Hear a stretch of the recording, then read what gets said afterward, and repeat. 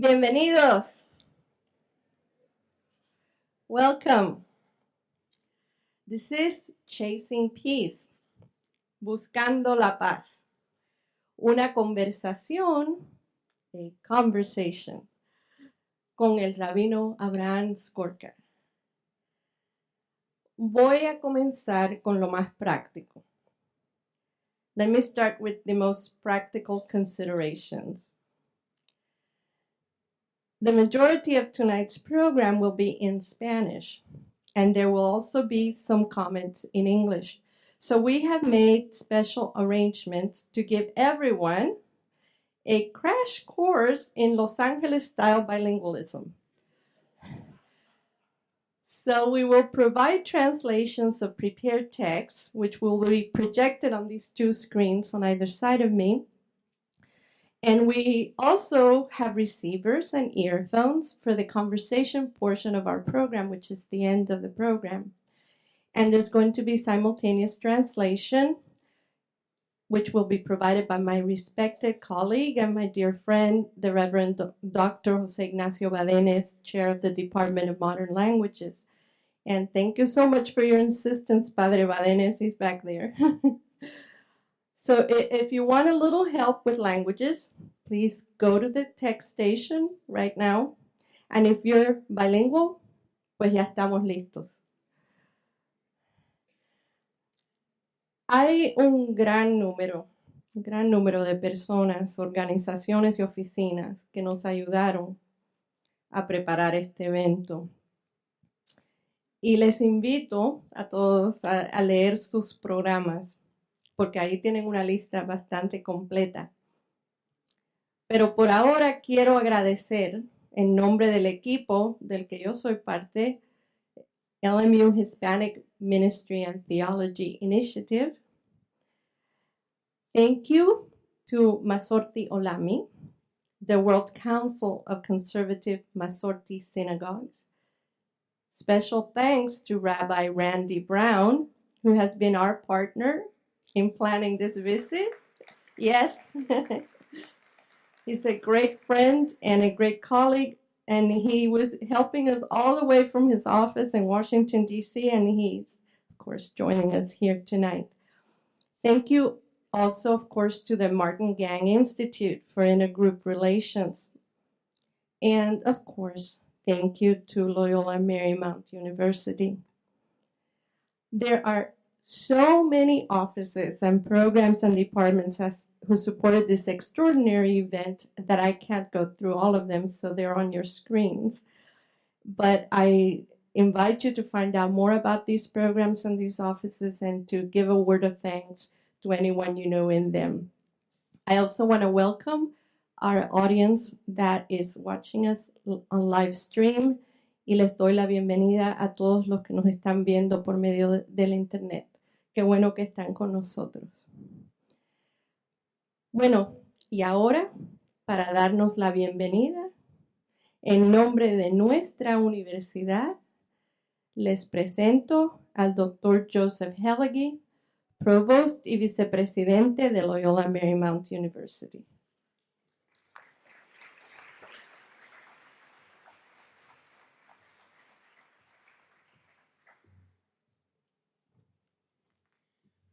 Thank you, Cecilia. It is my very great pleasure to welcome all of you to Loyola Marymount University and to this evening's lecture on the topic of chasing peace. I am especially pleased to welcome Archbishop Jose Gomez and our distinguished speaker, Rabbi Abraham Skorka, and to thank him for gracing us tonight with his presence. As a Catholic university in the Jesuit and Marymount traditions, it is our great fortune to be located in this vibrant, multicultural, and multi-faith region, and in a city that serves as a paradigm for studying and addressing both the problems and the potentials of contemporary urban life. Like other great universities, LMU must not and does not stand apart from the world around it.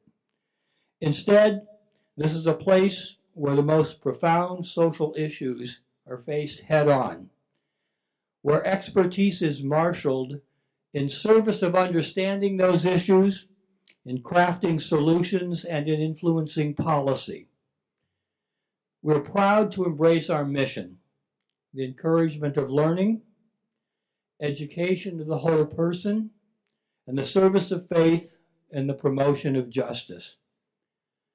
Tonight's lecture is part of the LMU Latino-Latina Theology and Ministry Initiative, focusing the university's expertise and resources on preparing Latinos and Latinas for lives of leadership and service in our religious and secular communities. As the Hispanic population continues to grow in Catholicism, LMU's capacity to serve this community will grow with it. I am profoundly grateful to my many colleagues who have come together in service of this initiative and in service of cultivating interfaith dialogue and collaboration. Earlier today, the LMU community came together to honor Dr. Martin Luther King Jr., whose life was spent chasing justice. It seems fitting then that this day ends with us coming together for a conversation with Rabbi Skorka about chasing peace. To him I again say gracias, and to all of you I say bienvenido.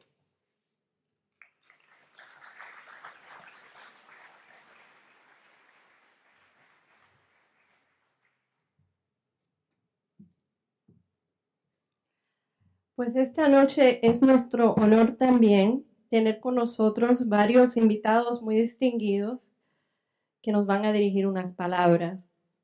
Y pues pueden leer sus interesantes biografías en sus programas. I will introduce all of them now, and then they will address us in the order in your programs. But first, let me send our greetings to the Honorable Vilma Martinez, U.S. Ambassador to the Republic of Argentina, retired, who was, as you will note in your programs, meant to join us today, but who has sent her regrets due to health issues.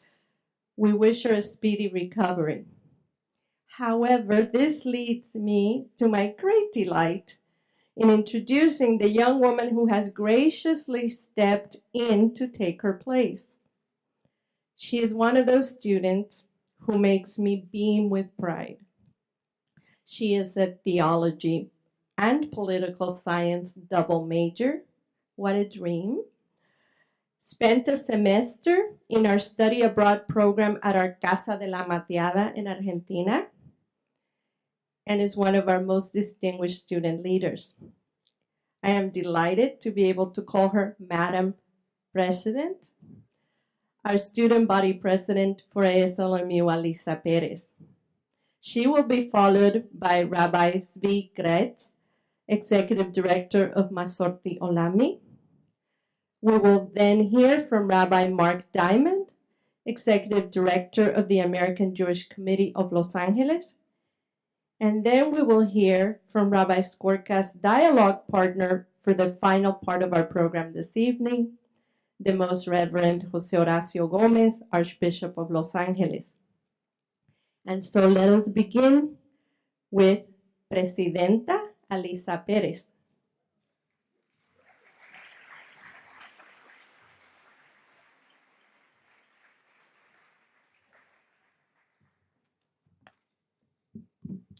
Welcome.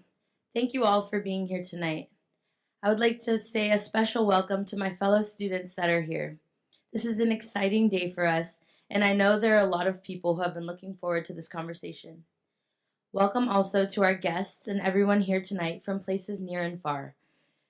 We welcome you to our home at LMU and are so glad to bring so many people together in this beautiful and diverse city of Los Angeles. We as students come to a university like LMU for opportunities like this, where people from different cultures, religions, and perspectives can come together to talk about building peace and creating relationships across borders. The relationship between Pope Francis and Rabbi Skorka represents the best example of love and interreligious solidarity that we need more of in our world today. Having studied theology in Argentina myself, being here tonight with the Pope's rabbi is a true honor. Thank you to everyone for being here, and especially thank you to Rabbi Skorka for sharing your time with us. We are forever grateful. Bienvenidos.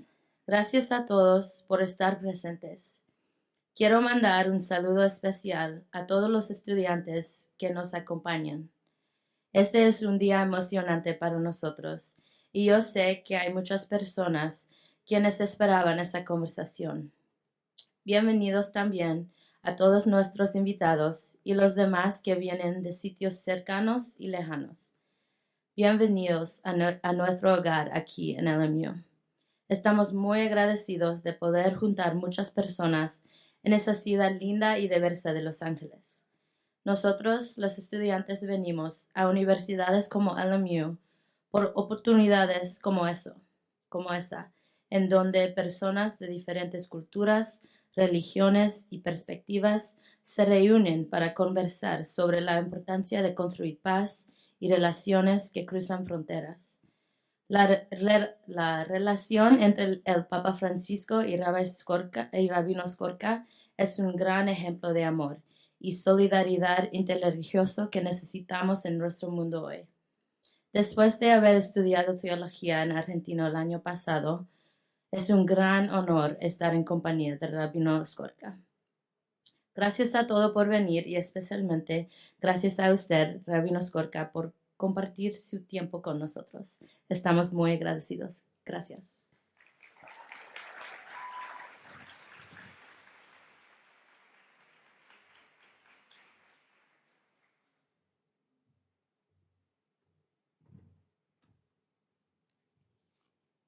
Wow, it is so nice to see.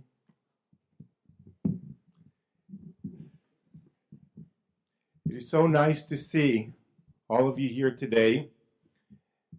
And should I just hold the mic? And it makes me think of the verse in Psalms. Ine matov umanaim shevet achim gam yachad. It is so nice and pleasant to be sitting together, brothers and sisters. And this is the feeling that I have now.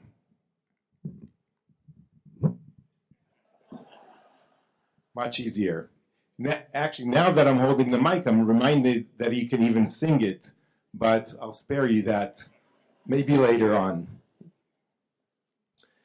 Good evening and shalom. My name is Rabbi Tzvi Gretz, and I'm the Executive Director of Masorti, the World Council of Conservative Synagogues. I come from Jerusalem to speak to you today about connection. Tonight we gather to build community and to connect to one another as well as the world around us.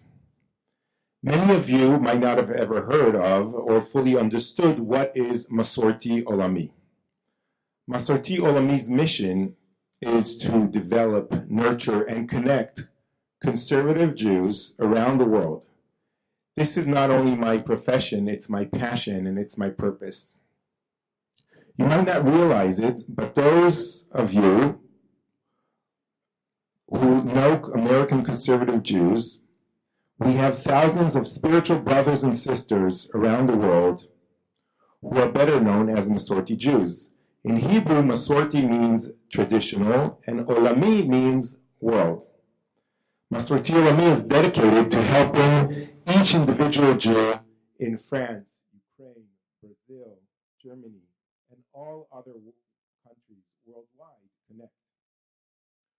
Although technology enables us to constantly be in touch, we are ironically becoming more and more polarized and lonely. Masorti Olami helps Jews strengthen their Jewish identity and become skilled leaders to build a better world and to connect to the surrounding around them and not be isolated in their own religion, but also connect to other religions because we are all brothers and sisters together.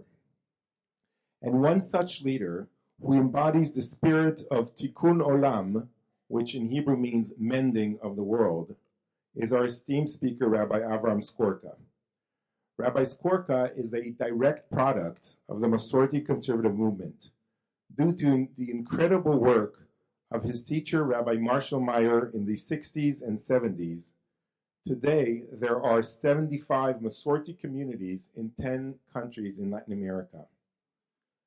Post-Shoah Holocaust European Jewry craves today a pluralistic expression of Judaism that maintains traditional attitude towards the mitzvot, to keeping the Jewish faith. Just 10 years ago, there were only 15 Masorti communities in Europe, and today there are 35 communities in 9 different countries. Unfortunately, we must recognize that we are facing times of adversity. We stand with every faith and nationality by grieving and condemning the recent terrorism in France. Together, we will champion pluralism, liberty, and religious expression. Masorti Olami has 7 communities in France dealing with severe anti-Semitism, and it is our obligation, all of us, to demonstrate to them that they are not alone. Please look at the booklets that you have to see more about what Masorti Olami does. We're so honored that we were able to bring Rabbi Skorka to you here today, and we, from really the point of view of bringing that interfaith dialogue to as many places around the world as possible, and we would appreciate very much your support, and you could talk also to Randy Brown afterwards if you want to be involved with Masorti Olami. So I'm both honored and excited to join today and to greet our guest of honor, internationally and fondly known as the Pope's Rabbi. Rabbi Avram Skorka embodies authentic connection. He's the senior rabbi of the Masorti community Bnei Tikva. He's also a director of the Seminario Rabbinico Latino-Americano and a trailblazer in interfaith dialogue. Rabbi Skorka rejects the idea that communities should exist in solitude. He demonstrates the duty to reach out to the other in our society. Together with his longtime friend, Pope Francis, he co-wrote the New York Times best-selling book On Heaven and Earth, a groundbreaking interfaith dialogue which discusses reason, fundamentalism, globalization, and the challenges of the 21st century. Rabbi Skorka is an inspiration not only to the conservative Masorti movement, but to the entire world. We must work together to build bridges between faith and connections between people, rather than chasing after ambitions which just separate us.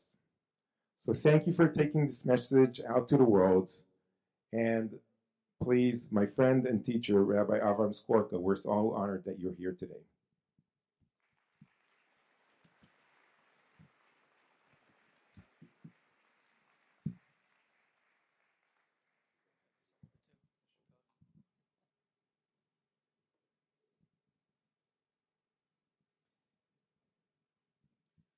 Friends, good evening. I am Rabbi Mark Diamond, Director of the Los Angeles region of the American Jewish Committee. It is a privilege to be here with you this evening.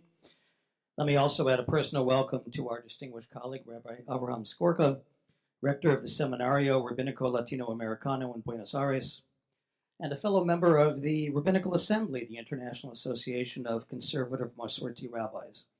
Rabbi Skorka, we are honored to welcome you to Los Angeles, and if Pope Francis is not able to join us on his next trip to the United States, at least you're here to represent him.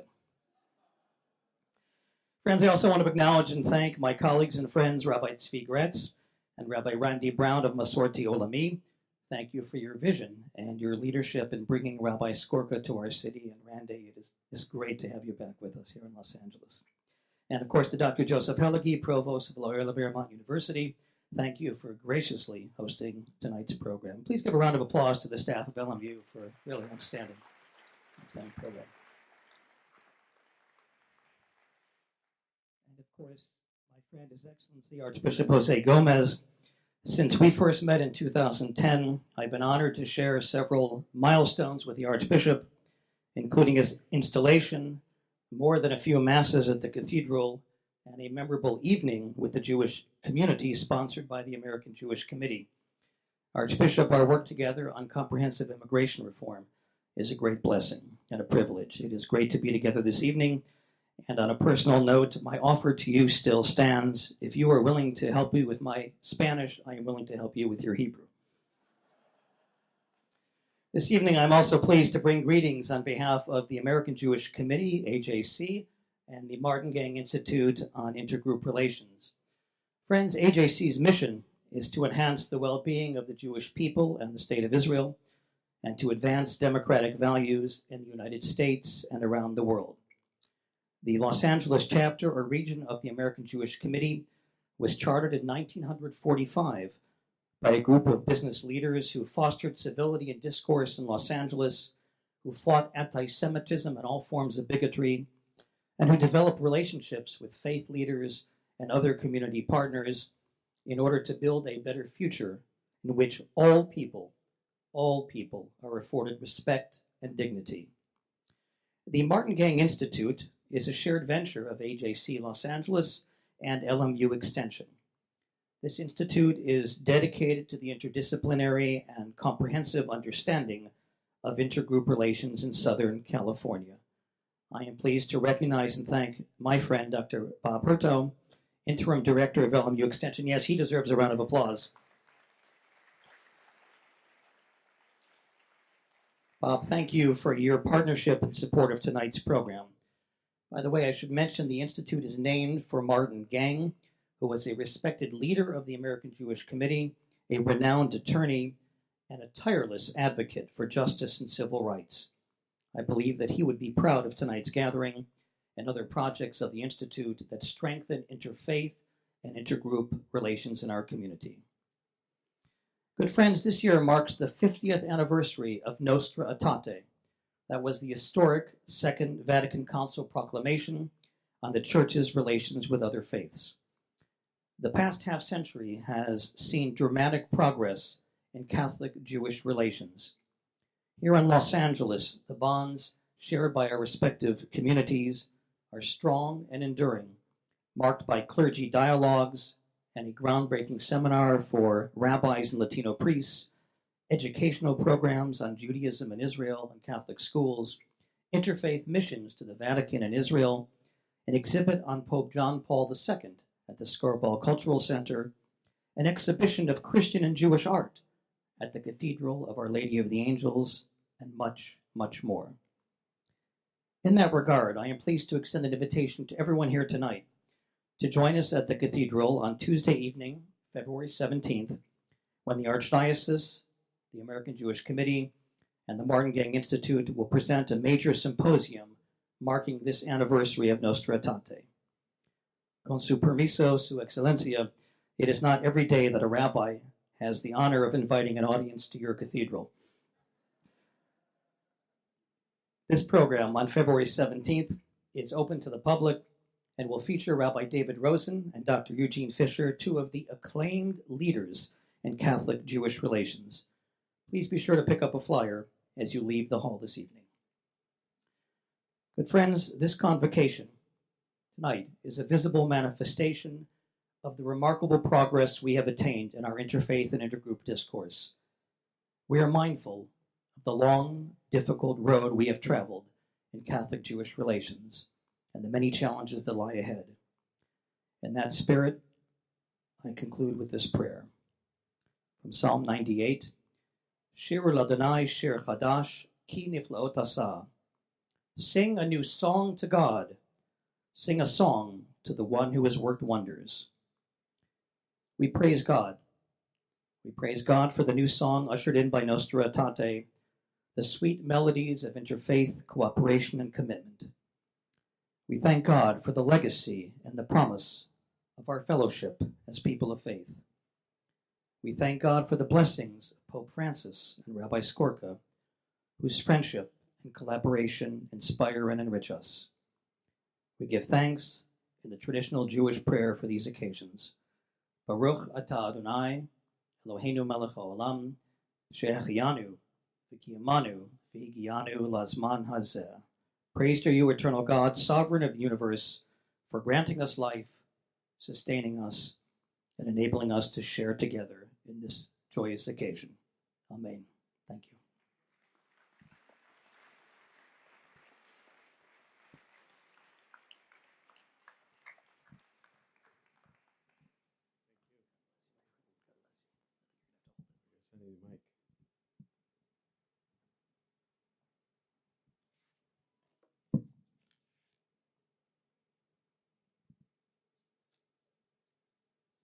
Buenas noches a todos.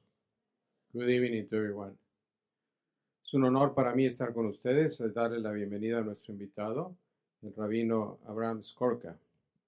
Su amistad con el Papa Francisco es una señal clara del gran progreso que hemos tenido en el diálogo entre judíos y católicos, ya por 50 años, desde el Concilio Vaticano II y el documento Nostra Aetate, como el rabino Mark Diamond nos acaba de recordar. Y sin duda, es motivo de alegría que sea una amistad entre el Papa Francisco y el rabino Skorka, entre dos latinoamericanos. Un aplauso. Para los católicos, América Latina es el continente de la esperanza, fuente de nueva vitalidad y energía para la Iglesia Universal. Rabino Skorka, su amistad y su diálogo con el Papa Francisco nos enseña que América Latina es también fuente de esperanza para el diálogo y amistad entre judíos y católicos. In my opinion, your collaboration with Cardinal Bergoglio in the book On Heaven and Earth shows us the way forward.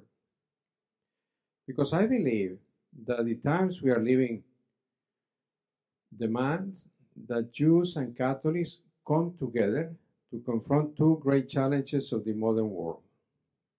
First, the challenge of our increasingly secularized civilization, especially in the Western world. And second, the tendency of individualism in our society.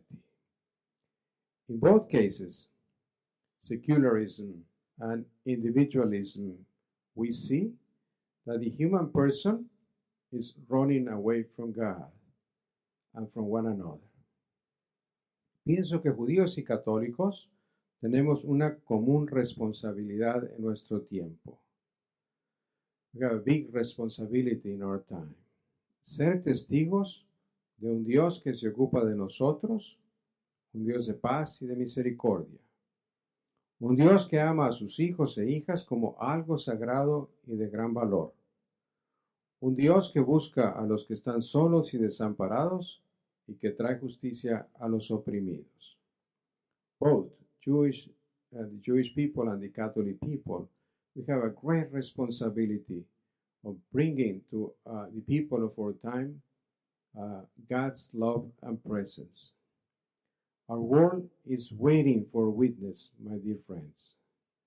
This is the beautiful promise of Catholic-Jewish dialogue, that we may walk together as friends who share a common mission based on our common hope and our common spiritual heritage. So I'm really looking forward to our conversation tonight. I thank you for the chance to participate in this important dialogue of friendship and mutual respect. Y vamos a hacer una breve oración. So let us pray. Blessed are you, Lord God of all creation. In the presence of your holy angels, we bless your name forever.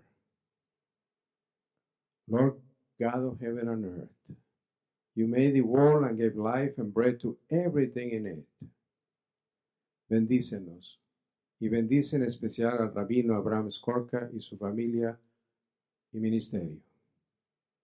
Concédenos tu misericordia y danos tu salvación. Convierte nuestros corazones hacia ti para que busquemos la justicia y caminemos en tu presencia siempre. Father of mercies, teach us to to be merciful as you are merciful. Teach us to love others as you love them. Grant that we might be holy as you are holy. Be gracious to all of us, O Lord, and make your face shine upon us, and grant us your peace. Danos tu amor y tu paz. Amén.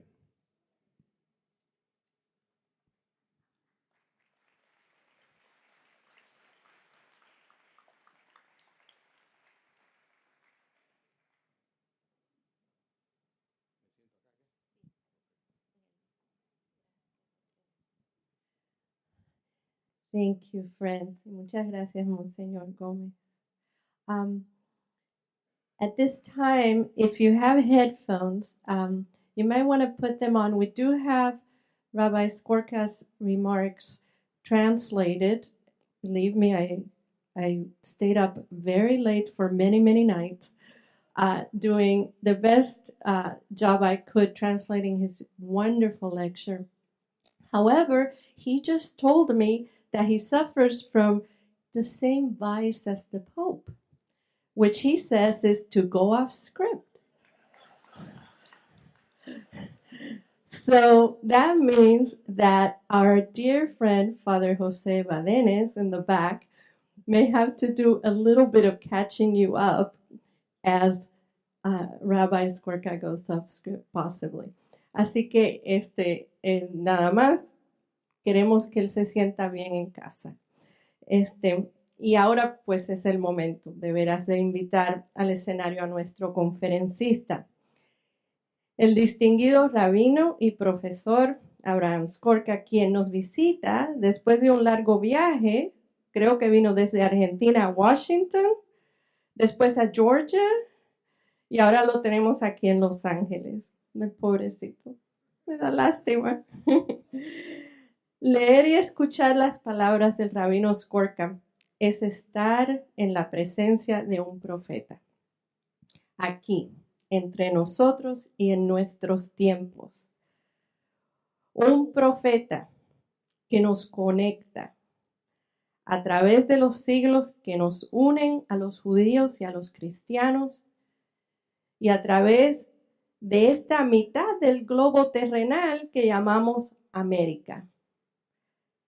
Queridas amigas y amigos, sin más, les presento al rabino Abraham Skorka.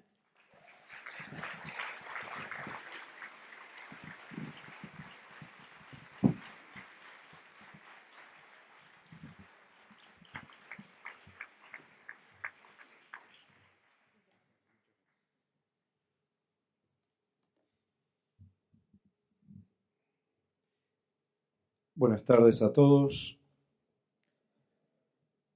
Good evening for all of you. Thank you so much for your wonderful presentation. To compare me with the prophets, it's a little bit too much. But thank you so much. Muy buenas tardes, muchas gracias por la hermosa presentación. Compararme con los profetas me parece un poco demasiado, pero tal vez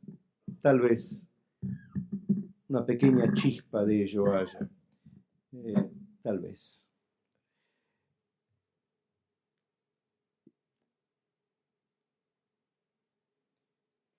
El siglo XX se caracterizó por la consagración de las ideologías antropocéntricas, que tomaron cuerpo en un proceso que comenzó a gestarse algunas centurias antes. El individuo pasó a ocupar el lugar de Dios. Las viejas religiones quedaron reducidas a meras tradiciones y rituales. La presencia de una creatividad espiritual fue constreñida. La proclama de Nietzsche acerca de la muerte de Dios, los escritos de Kierkegaard y hasta la dura conclusión marxista que las religiones son el opio de los pueblos deben verse más como clamores de crítica contra instituciones religiosas que detentaban un poder dentro de sociedades con gran injusticia social que contra la religiosidad en sí misma. En el seno de la judería de la Europa oriental se gestó en el siglo XVIII un movimiento que enfatizaba el desarrollo espiritual a nivel de todas las capas sociales, especialmente las más menesterosas. El movimiento jasídico tuvo grandes maestros de quienes llegaron a nuestras manos escritos y relatos fragmentarios, pero que aún así se percibe en ellos una profundidad superlativa que testimonia, por otra parte, la crisis frente a la cual respondían. Los avances de las ciencias y las técnicas y los múltiples descubrimientos que éstos proporcionaban deslumbraban a entendidos y neófitos. Las instituciones religiosas en general no generaron un diálogo dinámico con el intelecto secular. Más bien siguieron sosteniendo una postura dogmática, antitética a aquello que se denominó libre pensamiento. Para muchos en Occidente, lo religioso comenzó a ser sinónimo de oscurantismo. En el siglo XX se plasmaron dramáticamente las pasiones confusas de las sociedades europeas en dramáticos conflictos que dejaron tras de sí más muertos y destrucción como nunca antes, según los registros conocidos de las distintas conflagraciones acaecidas en el seno de la historia. Todos los frenos que limitan la conducta humana a un ámbito civilizado fueron quebrados. La devastación de armenios en los albores del siglo XX, los horrores de la Primera Guerra Mundial, la sangrienta Guerra Civil Española, la Segunda Guerra Mundial en el seno de la cual se perpetró la Shoah, el crimen más espantoso jamás cometido contra un pueblo, fueron la consecuencia de una realidad en la que el hombre expulsó toda presencia del Dios bíblico de su realidad. Se erigieron semidioses, como en el pasado pagano, que sustentaban concepciones idolátricas que debían, al decir de ellos, redimir al hombre y a las sociedades de sus sufrimientos existenciales. Los nuevos paradigmas de civilización y cultura habían fracasado. A partir de los años 70 del siglo pasado, se produjo un retorno en el seno de las religiones abrahámicas hacia lo religioso, pero no en una versión espiritual renovada, sino a una recreación fundamentalista, extrema de las mismas. Se dejó de lado la necesaria dialéctica entre fe y razón, que permite el hallazgo de un equilibrio espiritual, de un equilibrio existencial que sabe manifestar lo mejor de lo humano. Gilles Kepel describió este proceso en su famoso ensayo La revancha de Dios. El factor religioso, entre comillas, como lo denominó Saramago, comenzó a jugar nuevamente un papel importante en la escena de la humanidad. Y nuevamente nos hallamos ante el cuadro de estructuras religiosas que detentan en sus manos un gran poder político, económico y militar, que incitan a la violencia y son generadoras de actos de violencia. ¿Cuál debe ser realmente el rol de las religiones? El de construir barreras civilizatorias en el seno de lo humano. Todos los actos de violencia y barbarie reflejan una bancarrota de la cultura y cuando la religión es componente constitutivo de la misma, refleja el fracaso de su proceder. Uno de los versículos más significativos de toda la Biblia se hallan las palabras que Dios le dice a Caín al verlo con ira y frustración por no haber recibido el beneplácito de él a su ofrenda. El Creador le dice: ¿por qué te hallas iracundo y por qué ha decaído tu semblante? Ciertamente, si has de hacer el bien, te erguirás, mas si no hicieres el bien, el pecado yace a la puerta y hacia ti se dirige su incitación, mas tú lo podrás dominar. Dios invita a Caín a dominar su ira, sus impulsos, o si se prefiere en el léxico freudiano, su pulsión de muerte. Uno de los mensajes esenciales de la Torá se halla en el clamor de Dios al hombre a dominar sus impulsos destructivos. Cuando le prescribe a los hijos de Israel colocar franjas de hilos rodeados de un hilo violáceo, que en hebreo bíblico se llama tzitzit, en los 4 extremos de su vestimenta, el texto bíblico explica que es para que al ser vistos se tenga presente la omnipresencia divina, lo cual debe conllevar a recordar los preceptos por él ordenados, a fin de no ir en pos de aquello que ven los ojos y es susceptible a pervertir al hombre. Uno de los últimos desafíos que antepuso Moisés al pueblo de Israel, de acuerdo al texto del Deuteronomio, es el de elegir la vida por sobre la muerte.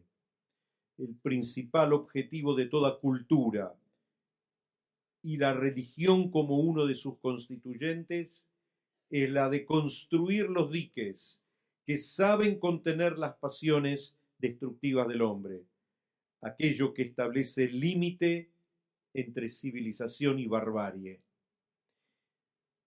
Hubo una generación de profetas que siempre that I always mention, that I like to repeat and emphasize. La de Isaías, Oseas, Amós y Miqueas, en la que se enfatizó el concepto que la base del honor a Dios es el respeto por cada individuo. Esa generación de profetas marcó por siempre la esencia del judaísmo, aquella que profundizó y desarrolló el rabinismo y fue inspiración de la prédica de Jesús en su tiempo. El mundo desgarrador del presente, en el que la satanización del otro es tan común, paso previo a su eliminación, requiere dramáticamente de una respuesta a su crisis.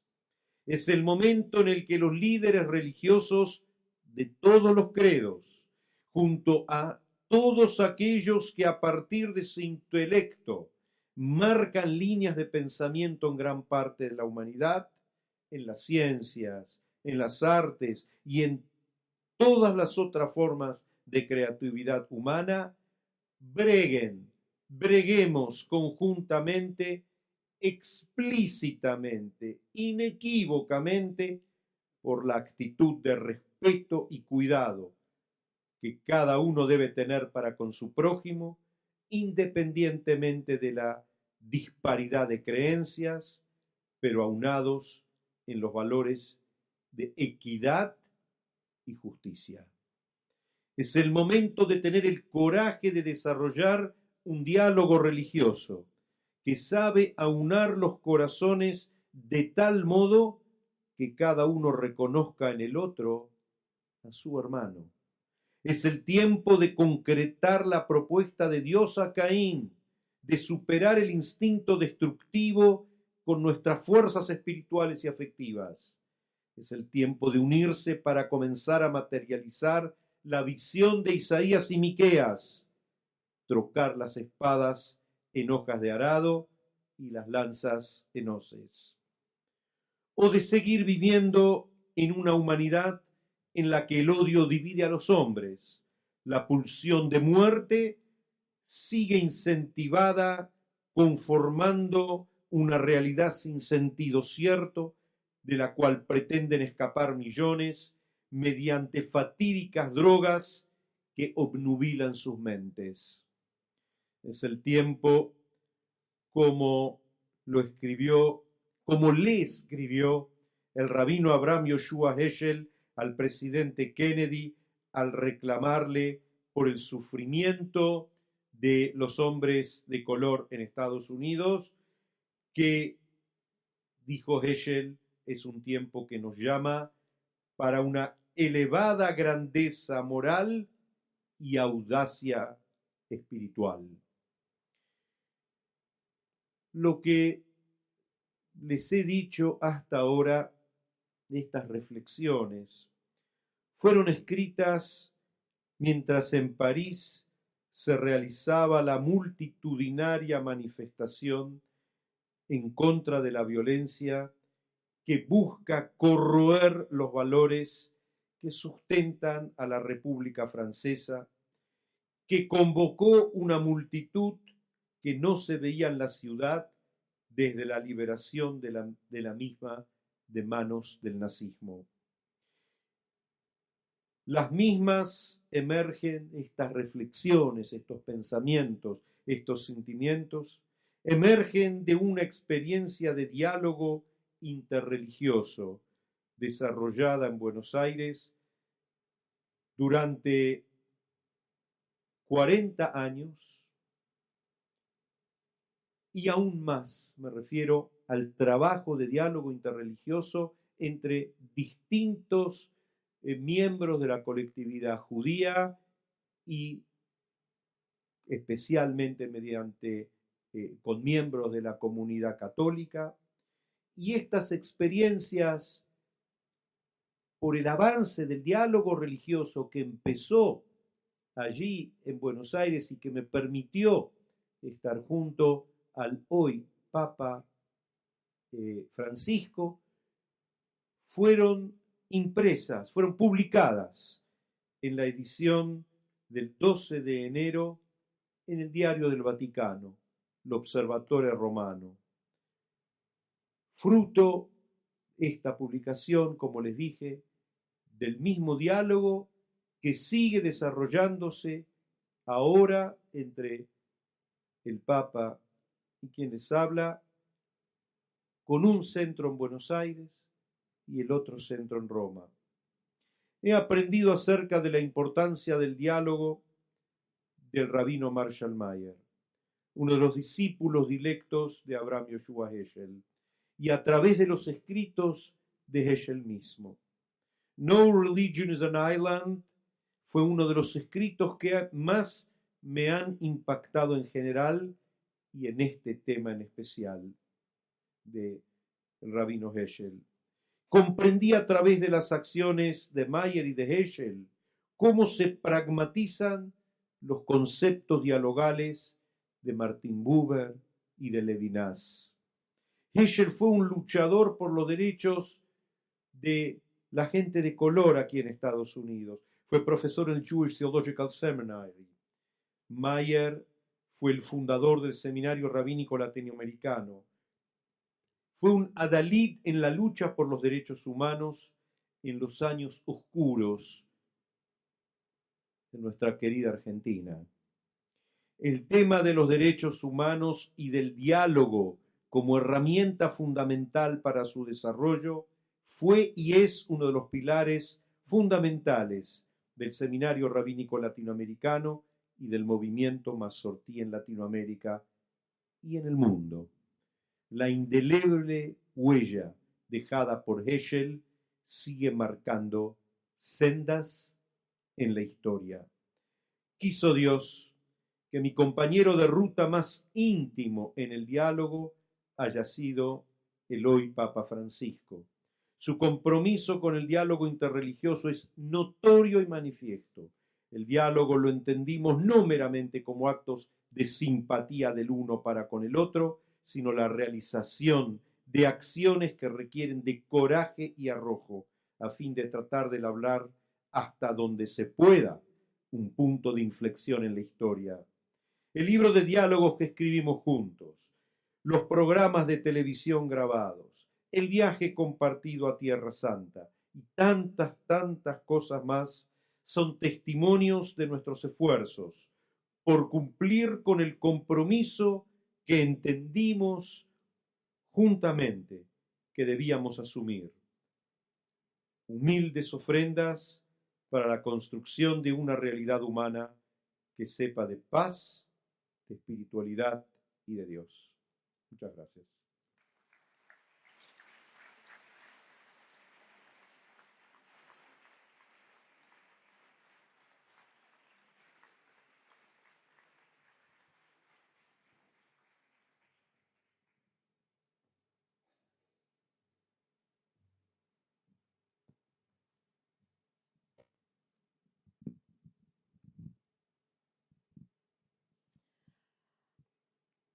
¿Qué les puedo decir?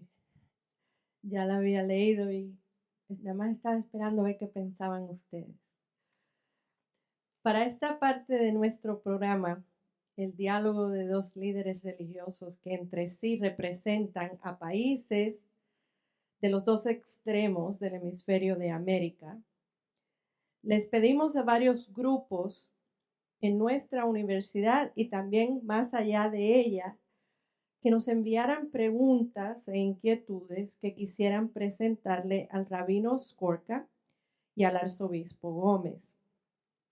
Escogimos algunas de estas preguntas para dialogar y yo se las voy a presentar a nuestros invitados. Ahora, quiero decirles que al finalizar el diálogo, les invitamos a que se queden con nosotros un poquito más, ya que vamos a tener una convivencia para festejar a nuestros invitados y la comida va a empezar a aparecer ahí atrás.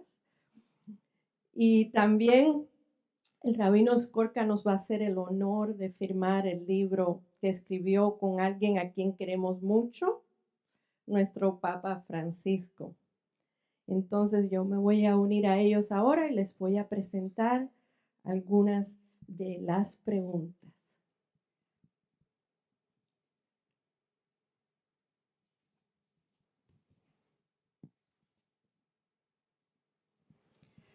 La primera pregunta viene de uno de mis colegas, de el padre jesuita Alan Deck, de nuestra facultad, y es una pregunta para ambos. Él dice, el filósofo y educador mexicano José Vasconcelos habló de los pueblos latinoamericanos en términos de la raza cósmica. ¿Creen ustedes que la experiencia del mestizaje ha contribuido al pensamiento, a la visión y a las acciones del Papa Francisco? ¿Y se relacionan las percepciones de los estudios contemporáneos de la interculturalidad y la globalización con la idea del mestizaje y con la misión del Papa?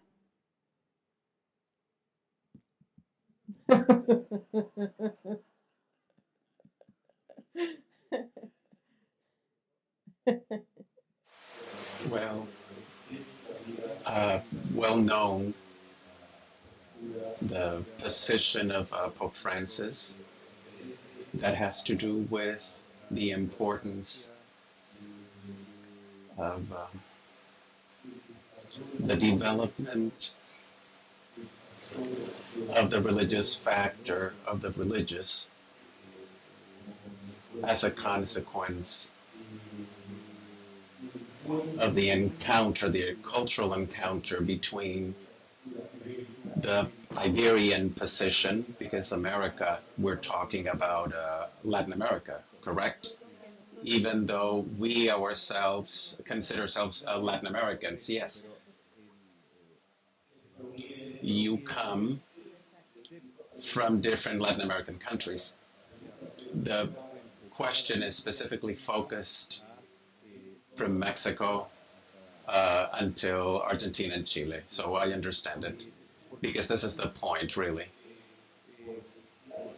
Because in this part of America, there's a Christianity, there's a Catholicism that has been developed that is its own, sui generis. In Argentina, we know different celebrations, Catholic celebrations, that are a union between traditions from the indigenous peoples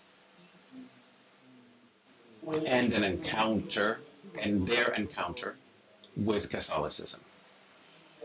And the position, the Pope's position, is that what's important is the fire. What's important goes beyond the fire of the spiritual, goes beyond the anecdote, goes beyond the tradition that is generating. What's important is if the religious factor produces better people. And I don't know if culturally we would need more time in order to analyze and more time of living to project ourselves as to where Latin America is going. We need to see Latin America from different centuries. We can't forget that European history is very old, and it's older than Latin America. I would not dare say to judge or give an opinion that what are the fruits. There have been very few years. What will be the fruits of this cultural encounter? But I think that coming out of the idea, of the concept that any encounter or cultural dialogue is very beneficial in general, that there's going to be a future, that there would be wonderful fruits.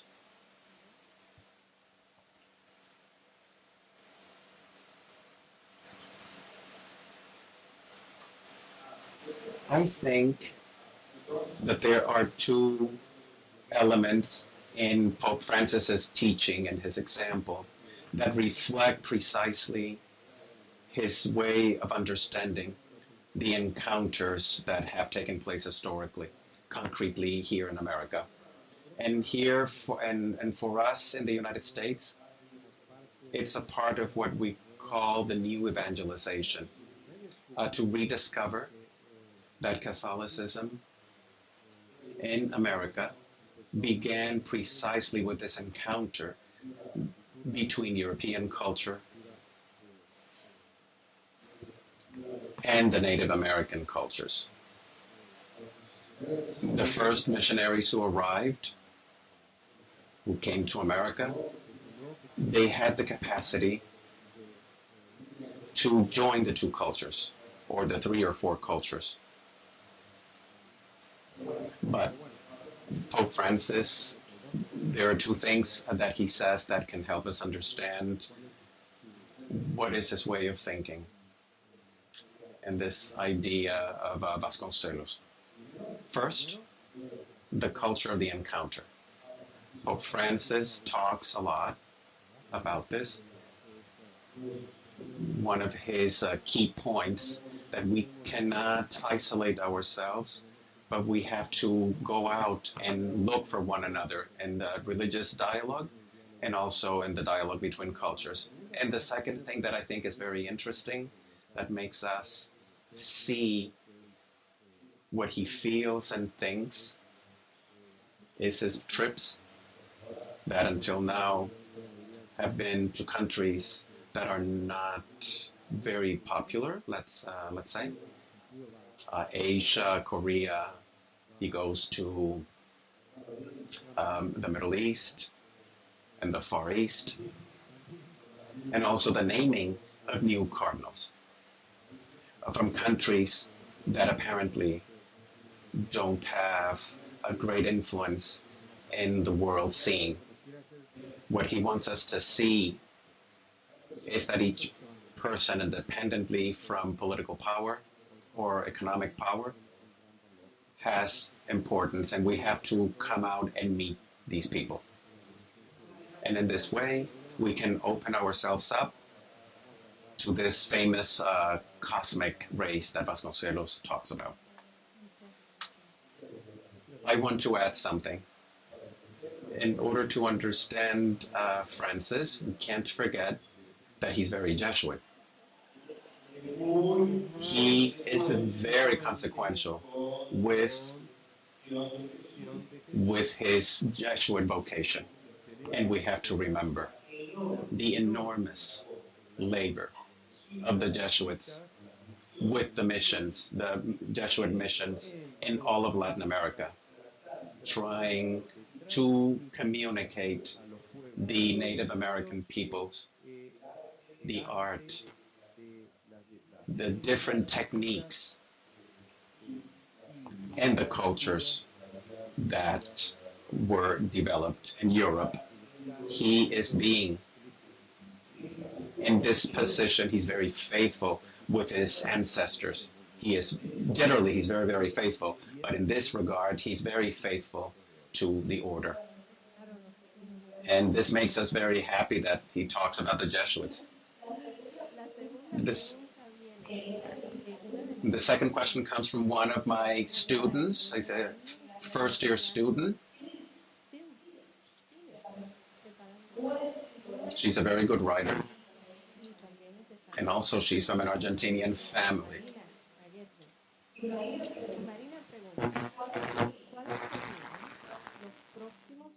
En las relaciones entre el judaísmo y el catolicismo.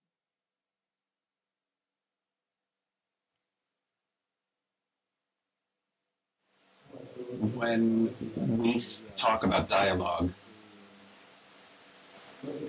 what we have to understand is that we are promoting, to say it in some way, through our attitudes,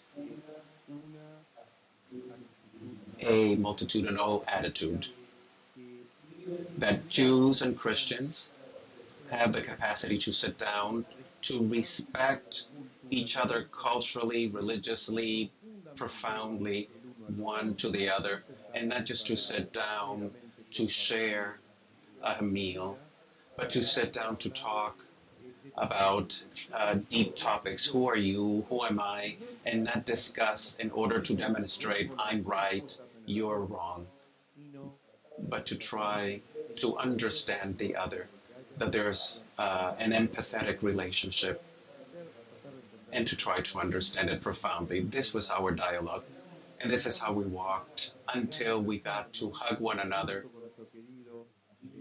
with our Muslim friend Amarabut in front of the wall that enclosed the Temple of Jerusalem that meant so much for Jews, but also Christians, because part of Jesus' passion took place beyond that wall when the temple was erected.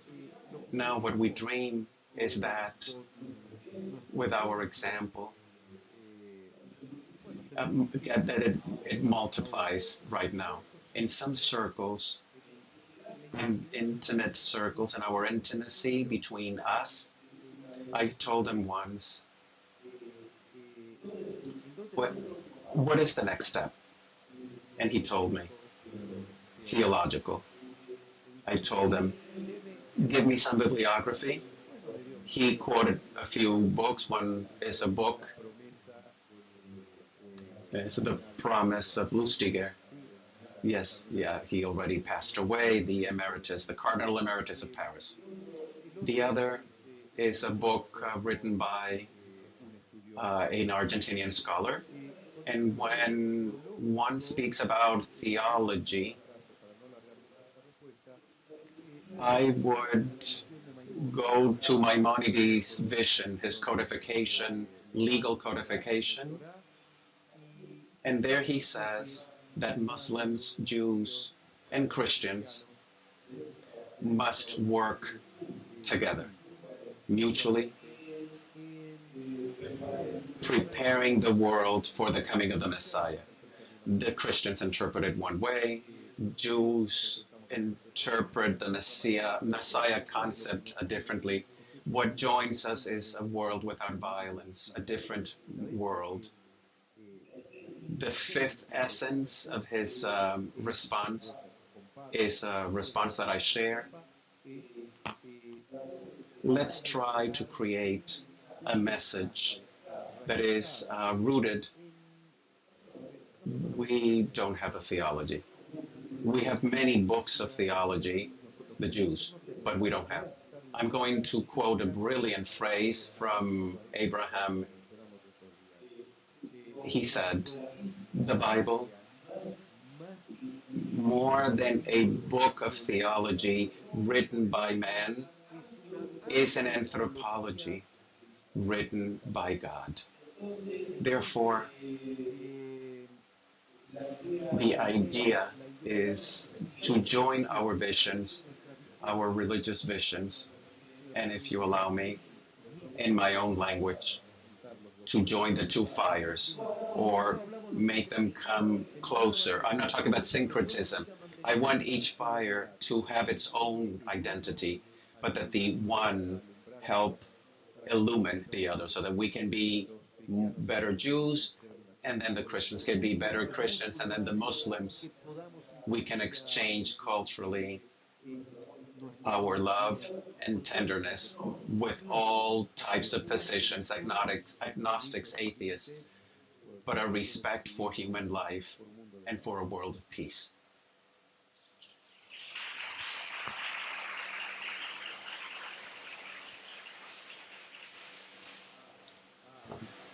I would say something similar that I haven't talked to the Pope recently, but I think it's essential. And I mentioned it in my words at the beginning. And it's related with what the rabbi has said. And it's the concept of the human being. Who are we as human beings? Human anthropology. I think that in today's society, there are many people have lost the sense of who they are. And if there are two religions that understand perfectly who we are, is Judaism and Christianity. Now, people define themselves by different circumstances.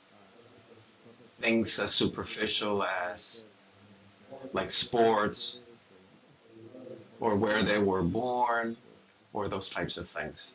And really, who we are as people, as human beings, is the most essential. What really gives us the possibility to value these fundamental principles of the U.S. Society: life, liberty, and seek happiness.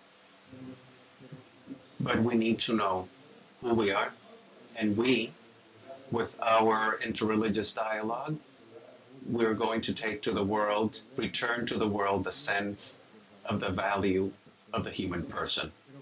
I think that's the next step.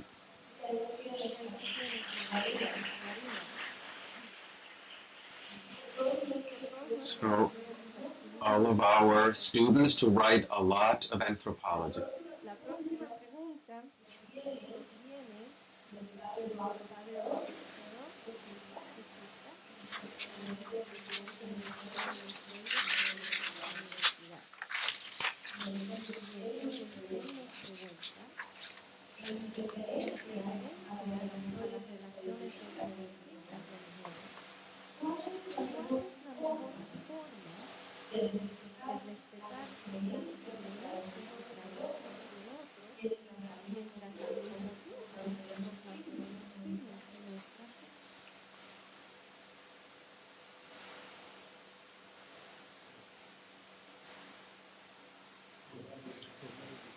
To meet the challenge.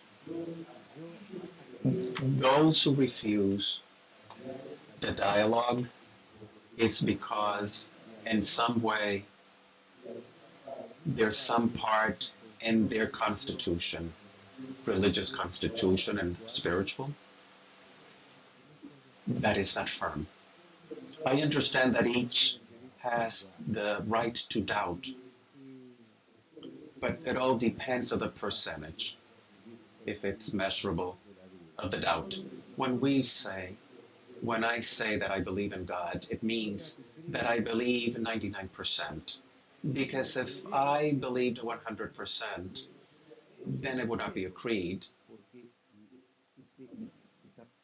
Because that 1% of doubt, what type of God is the one in whom we believe?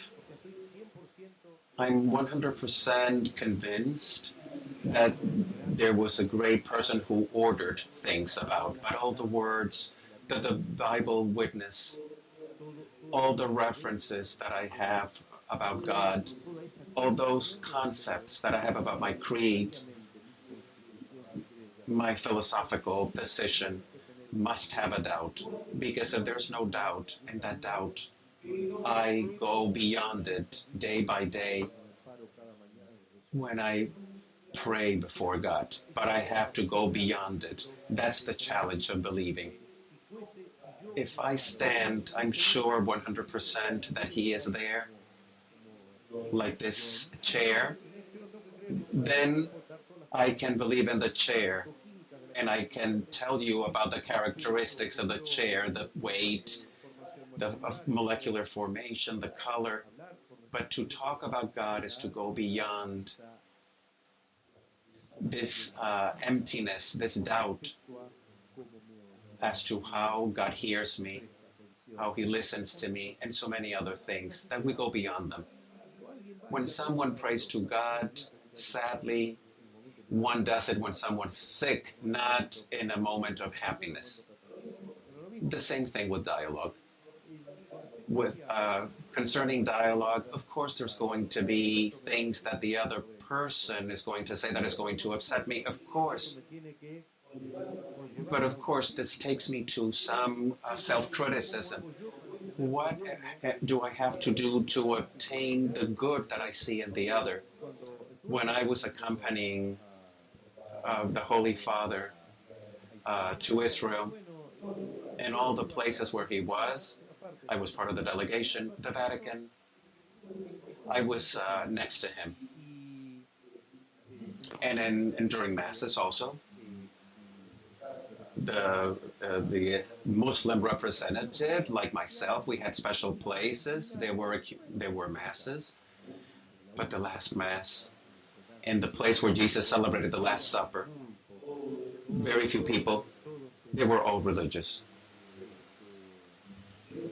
And the silence, the spiritual silences, I was saying to myself, how beautiful if in my Jewish faith that we could also reach these moments of prayer like this. But this didn't say anything about my own Jewish identity. This is dialogue. It's not about convincing. That's a very superficial dialogue. If you want to dialogue seriously, accept the grandeur you see in the other. There are many things that you can critique, criticize, but be careful, accept that you are not perfect and that the other one is a disaster. There's something good in the other person.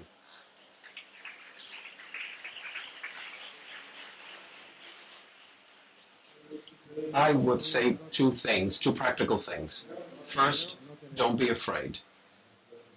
I think the Pope,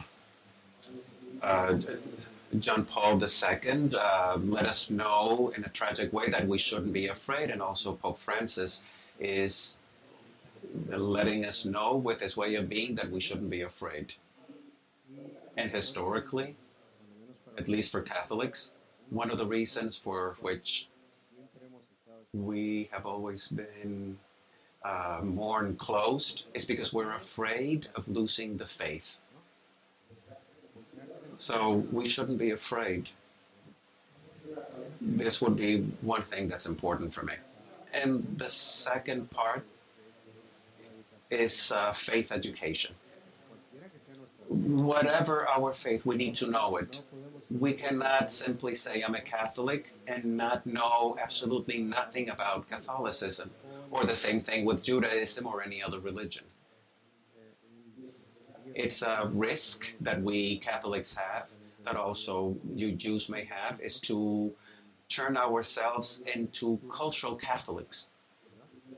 That simply we do things because it's part of Catholic culture, and we go to Mass on Ash Wednesday because they put something on our foreheads, or on Palm Sunday because they give us a branch, or something like that.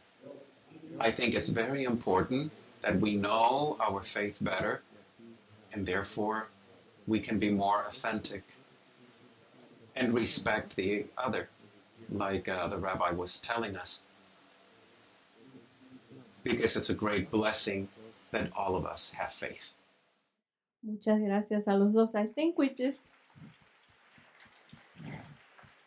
got a magnificent endorsement. Could I have them on a commercial for the theology department?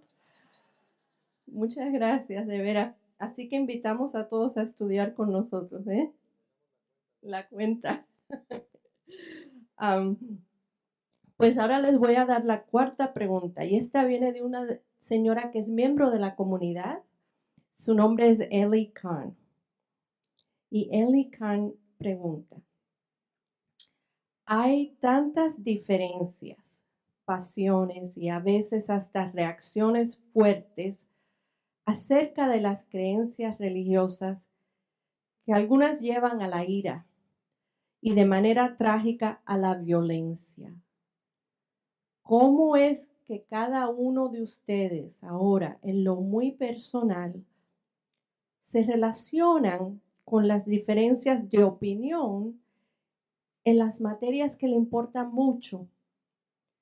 ¿Qué nos aconsejarían a nosotros a hacer cuando enfrentamos diferencias de opiniones?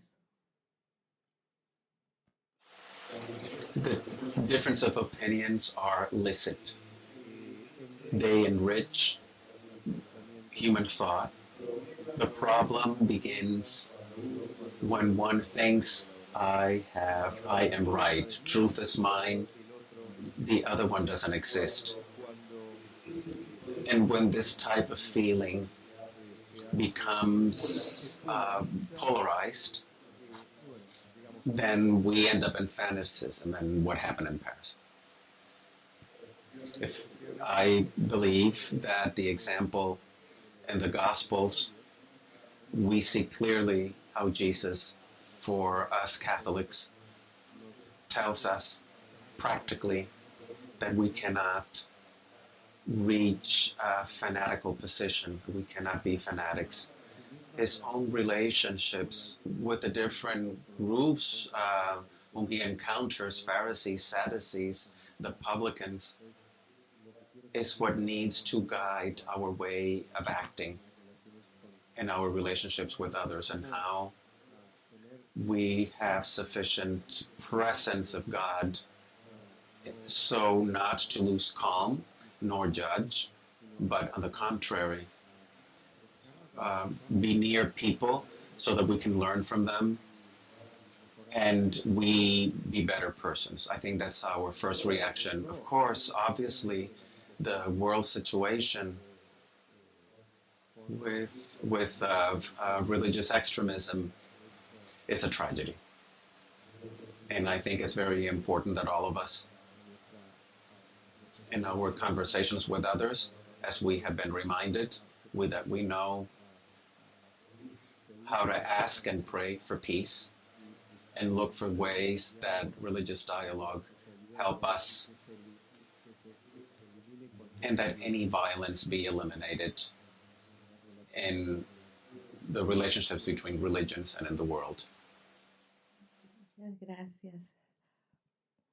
Voy a hacerles la quinta pregunta, y esta nos viene de una de mis colegas en la facultad, Cynthia Bond, y ella pregunta: la situación de peligro de las mujeres y las niñas y niños mundialmente es alarmante. Según las Naciones Unidas, 32,000 personas abandonan sus hogares, países, cada día en búsqueda de protección de tanta violencia. ¿De qué forma pueden trabajar juntas las tradiciones del judaísmo y la cristiandad para cambiar esta situación que afecta tanto a las mujeres y a las niñas y a los niños?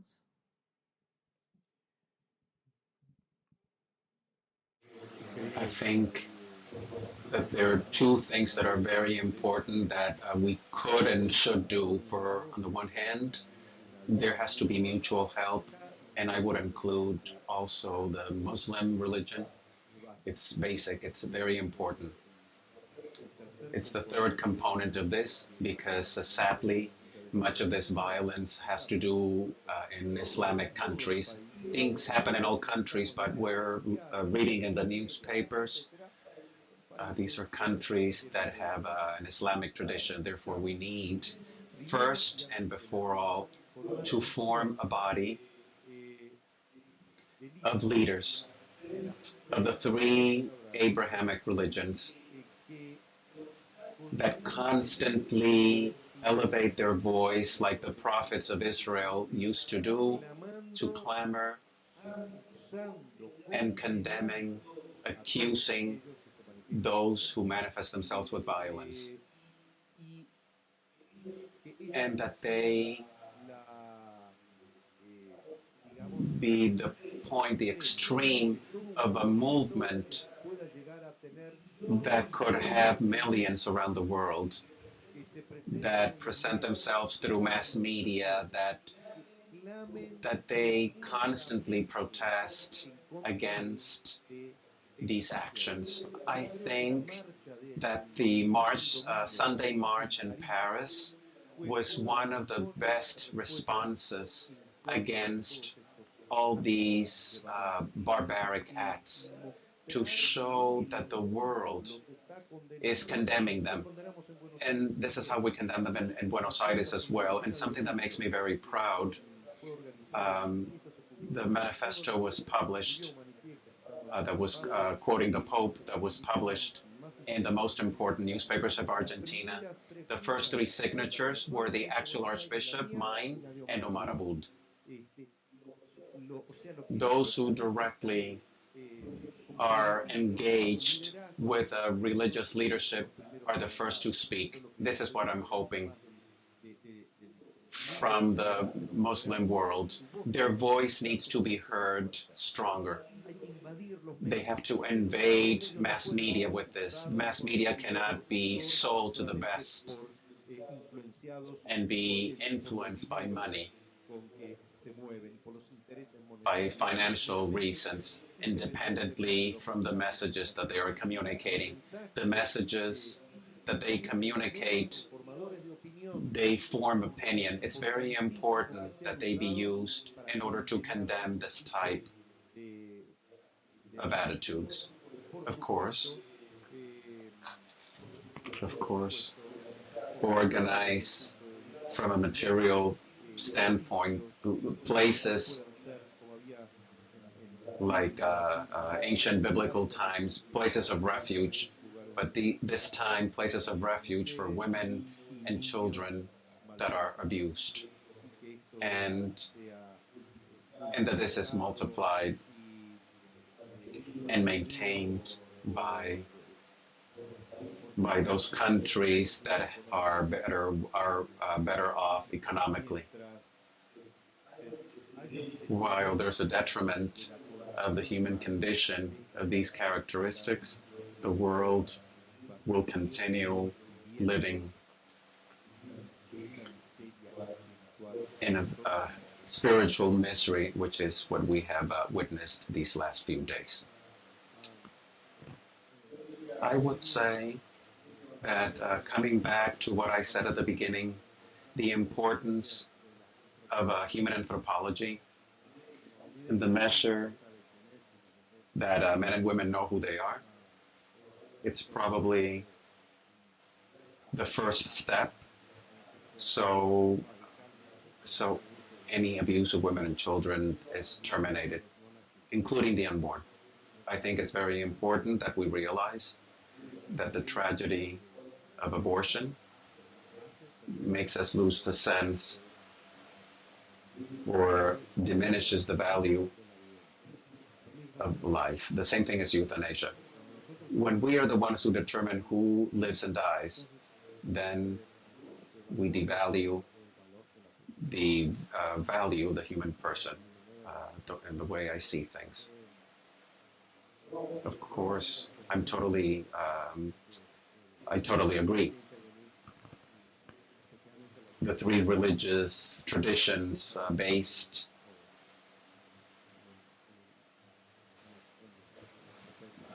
in Abraham, because we are the ones who can best understand the value of the human person, but there are many obstacles. And I think it's time that all of us get together, unite, and find a way that try this theme as something that is important. For us Catholics, if you think Catholicism began with two women, the Virgin Mary and Saint Elizabeth. This gives us an idea of the value of woman. In the same way, we can talk about the value for us Catholics of the child Jesus. Jesus, who was born like each one of us, like a small baby. Very difficult situation. And he is at the same time the Son of God, according to Catholic belief. Taking this into account, then we should be the great defenders of women and children.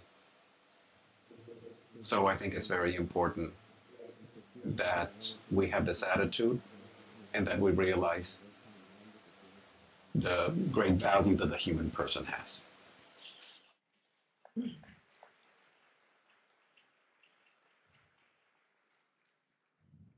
Ahora tengo una pregunta que está mandada para usted, Rabino. Y viene de una miembro de la comunidad, Ruth Broide Sharon. Y ella se pregunta, ¿ha cambiado la situación de los judíos en Argentina desde que su amigo Papa Francisco llegó a Roma?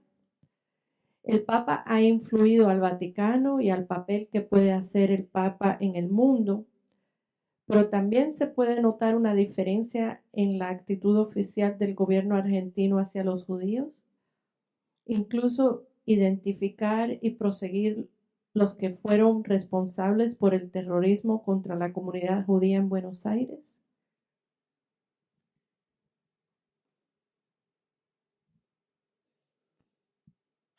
The election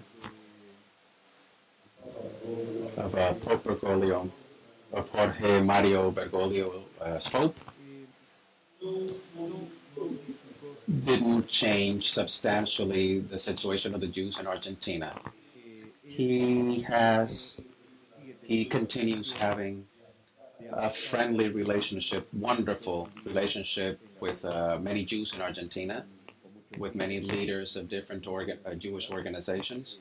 Really, he continues having an affection that is manifested in many ways. But this doesn't have anything to do with the situation of the Jews in Argentina. There isn't a degree of anti-Semitism, especially superlative in Argentina.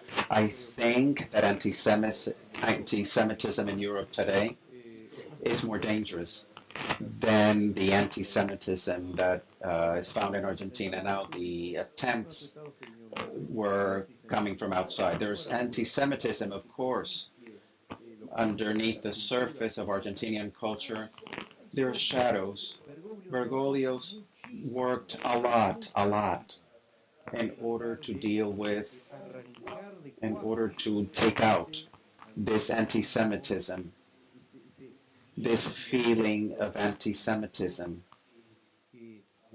that is still perceived in one way or another in Argentina. The bombs that were thrown came from outside. The work, it was a local. Who were the brains? Who were the instigators who gave the money? Of course, they came from outside. We know they came from outside. Now, sadly, because of different reasons, many years since the bombing of the area, after what happened these last few days, a terrible thing. But these are questions that have to do less with anti-Semitism, but with the bomb was against the Jews, but because of something that happened from outside. But all the connotations around the bomb affected all Argentinians. The bomb is not a Jewish problem. The bomb is a problem of all Argentinians because it happened in Argentina. Because Argentinian sovereignty was violated. This is on the one hand. Now, why wasn't it resolved? Why were there different factors, political factors that didn't have anything to do with anti-Semitism? But we know that all of Latin America,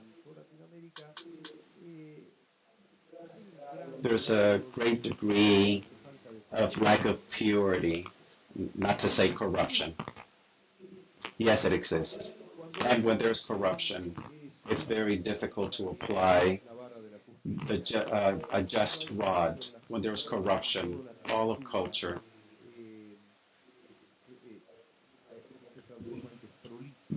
starts fading, and all of us suffer.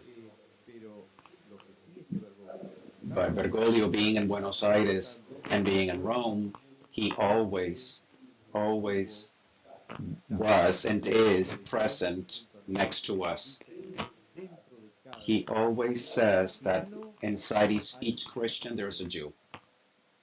Literally, I'm repeating what he says literally. His fidelity, his loyalty, and brotherhood with respect to us Jews, and his fraternal feelings, I can guarantee you, because he already has demonstrated it many ways, he has a great transparency and sincerity.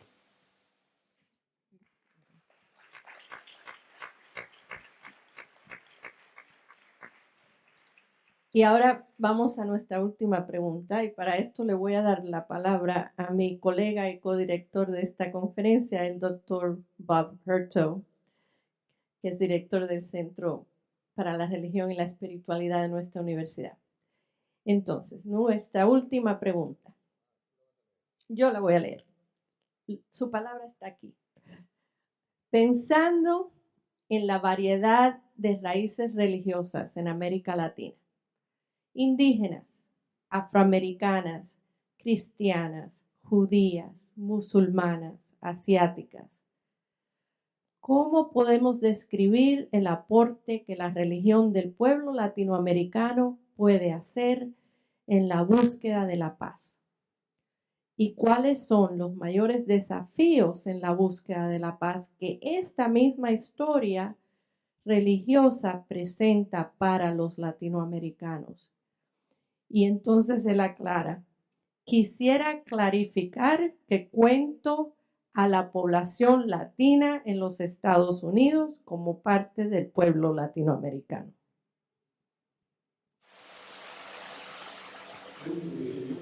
The first thing that comes to my mind regarding this question is the following. We have in Argentina the experience. We had in Argentina, I wouldn't say a mixture of races, but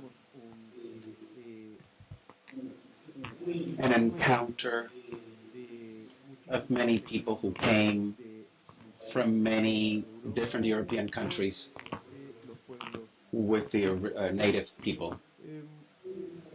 And what was developed was an encounter.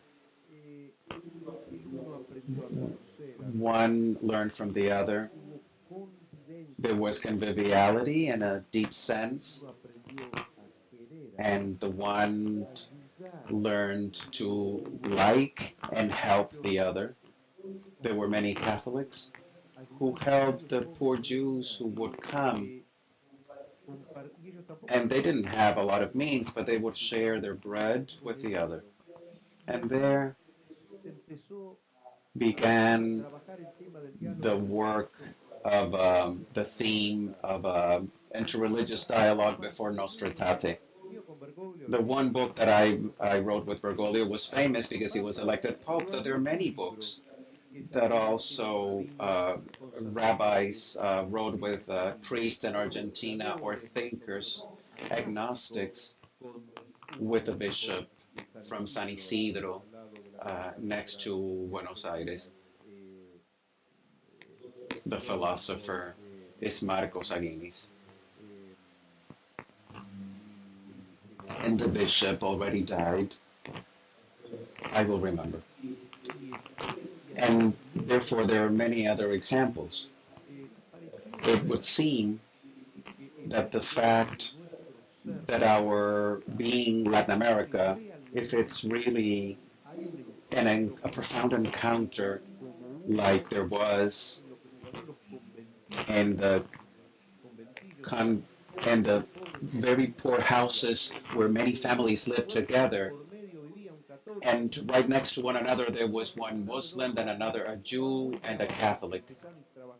People who worked together with dignity.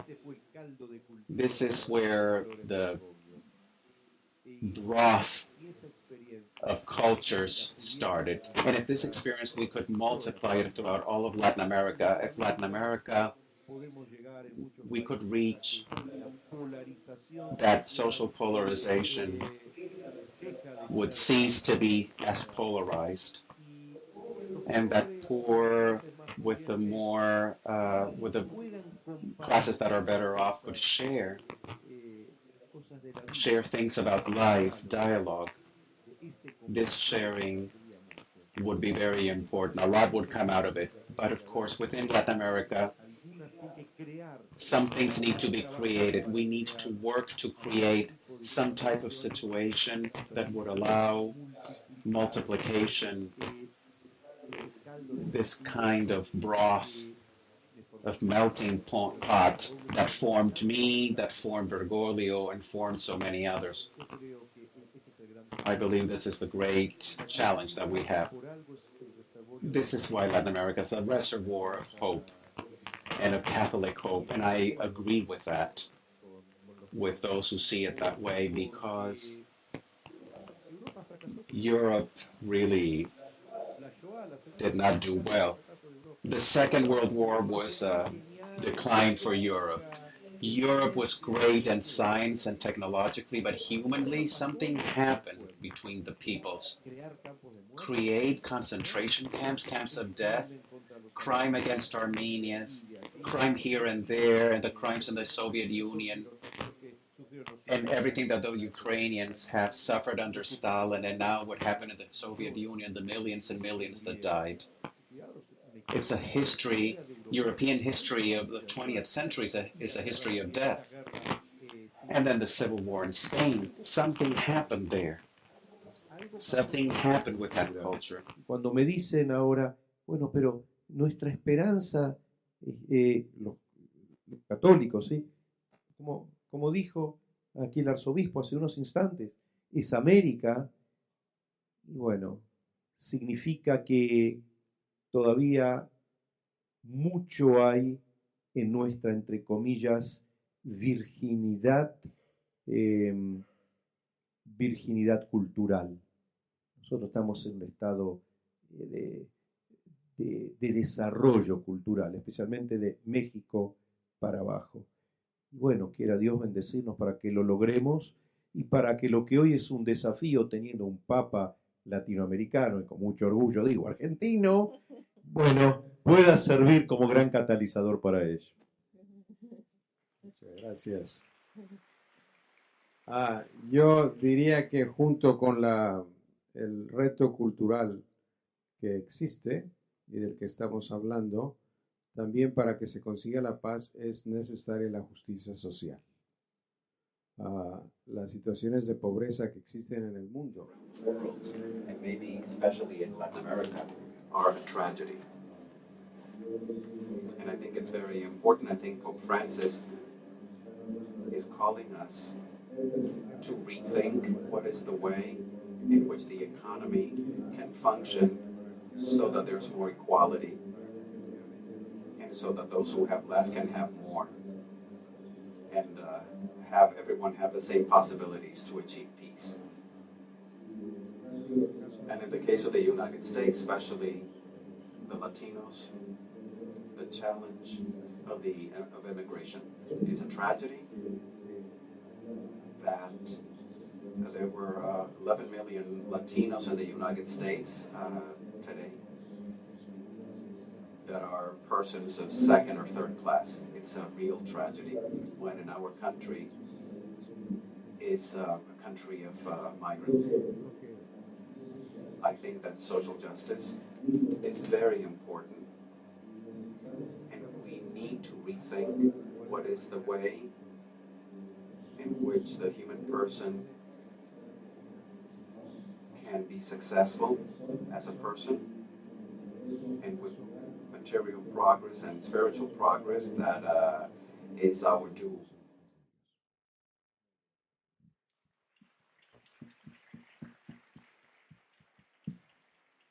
Bueno, Rabino Skorka, ya vamos a cerrar la noche y yo sé que estamos... We're very grateful for your presence. I want to give you the last word. If there's something that you'd like to say, something that you'd like to leave us with, and I remind you that we're going to have a little party, and the rabbi will be signing the books in that table over there. The only thing that I can say is thank you very much for having me and inviting me to share with this special moment. I think that all of us learn that is the beautiful thing about dialogue. And this is the primary function of dialogue, is to inspire us, inspire each other to be better.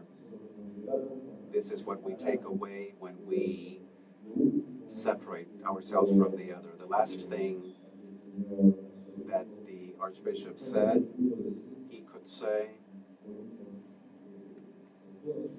with his strength, because he's a witness of what is happening, those 11 million that are suffering,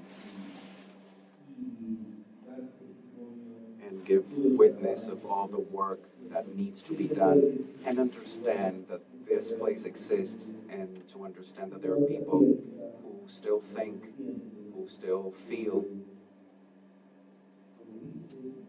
that one old rabbinic saying says that there's one God, that there's one justice, like the Torah says, and Rabbi Akiva and Jesus coincided. Thank you very much.